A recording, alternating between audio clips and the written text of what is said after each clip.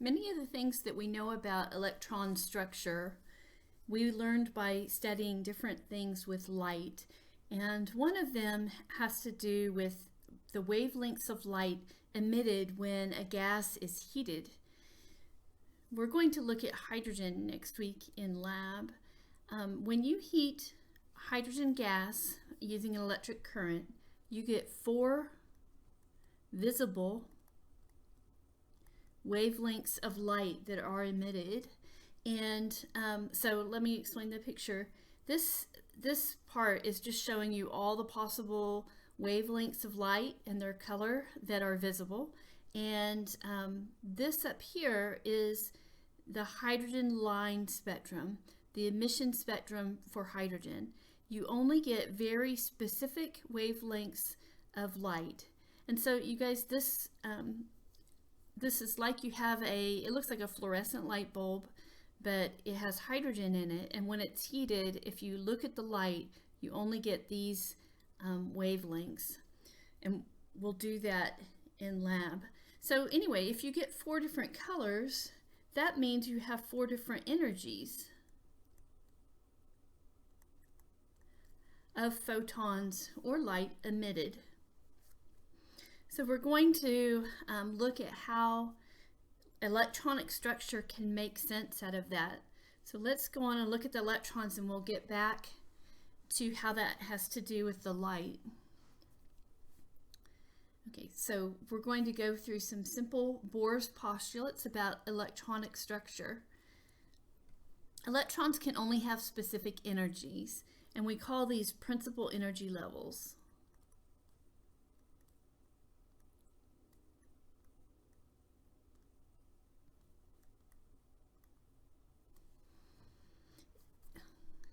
In other classes, you've probably called these shells, or maybe just plain energy levels, which I will say energy level a lot. The energy of an electron at an energy level is given by this equation, and this N stands for energy level, principal energy level right here. So this is the energy of an electron, and this RH is this Rydberg's constant for hydrogen. It's different for it would be different for different elements. And then of course the energy level squared. So anyway, that's the equation. We'll be using that quite a bit in lab next week. Okay, so we have specific energies that are allowed for electrons to have. But electrons can make a transition between those energy levels. They can, if they absorb energy, they can increase, go to a higher number, higher energy level, or if they emit, they can decrease.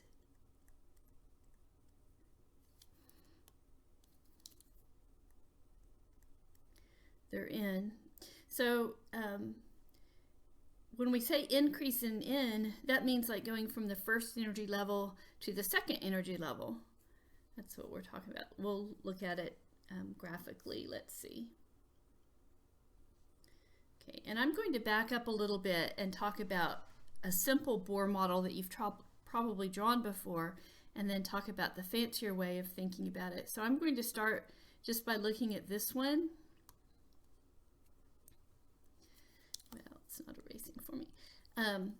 So on this one, this is our simple Bohr model, and you've probably learned this way, the nucleus in the middle, of course, and then we had these rings surrounding that, and those we might have called shells, but those are what we mean by energy levels. So this is like N equals 1, N equals 2, and they do go out like that. And then let's see, you probably learned that if you're going to show where the electrons on here, you would start with the inside and you would put 2 there. And then if you had more electrons, you'd go to the second energy level or second shell, and you could add there, and that one had a limit too, didn't it? You could put up to 8 on that one, And then if you had more than that, you would go to the third, and so on. So just a couple of things. So we say that the first energy level, the inside one, that's where you put them first. Why is that? It's because that's the most stable energy level, the lowest energy level. It's close to the nucleus, and electrons are attracted to the nucleus. So that's the lowest energy place for them to be, most stable place to be. But why didn't we just put them all on that first energy level if that's the best place? Because only so many will fit. Electrons repel other electrons, and so they won't all fit there. They start repelling each other. Notice that as you move out, you could put more, the number you could fit got bigger and bigger. And it's because when you get further from the nucleus, there's more space. You know, each energy level actually occupies more space. So anyway, this model, it is a simple model because they don't really look like this. You don't really have orbits, but it does give you a way to kind of think about what's going on. So this is a little bit fancier way of seeing it, just an energy diagram and not trying to show the shapes because the shapes are different. So as an energy diagram, again, this is low energy down here means most stable. And up here, it's the least stable. I should just say, yeah, well. Okay, and so what we were saying about electrons making a transition, if an electron is in the first energy level and is excited up to the third energy level, it's going to absorb energy to do that because it's less stable. And this is what happens when you heat the hydrogen, is that it absorbs some of that energy and the electrons are excited up to a higher level. They won't stay there though because that's less stable, so they'll drop back down. And when they drop back down, they're going to release energy, and they do that as light. One packet of energy, a photon. And that photon will have all of the energy that was lost. It doesn't go into multiple ones, just one packet of light.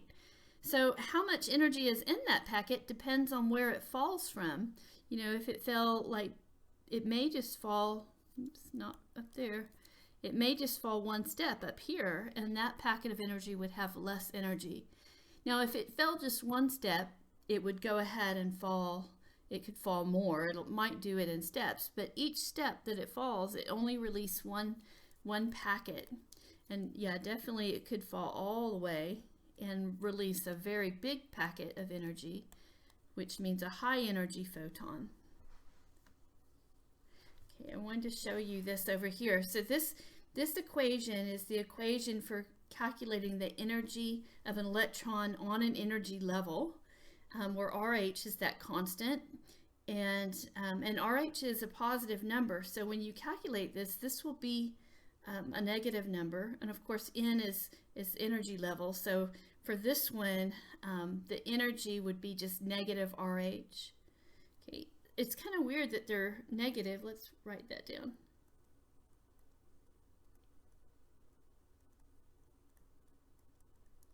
Because when you do your lab assignment, you'll need to make sense out of that. Be sure you have negative numbers for those.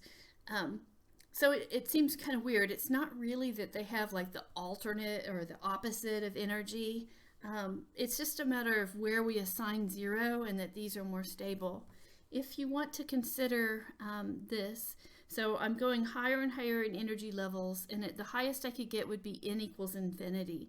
And N equals infinity would be where the electron has left the atom.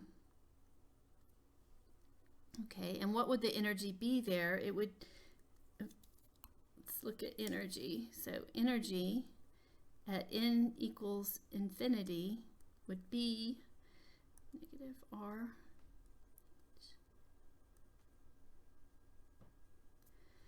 Okay, and so that number would approach 0.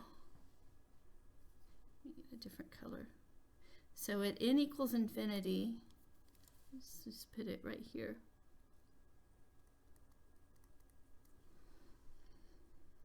Okay, and that makes sense because once the electron has left the atom, it no longer has any potential energy to do with its attraction to that atom or that nucleus. Okay, and so if you accept that this number up here is 0, then these numbers have to be negative because they have less energy than this 0. It mathematically works out to where if we call this 0, which makes sense, that these have to have negative numbers because they're lower energy than 0. They're more stable than that one.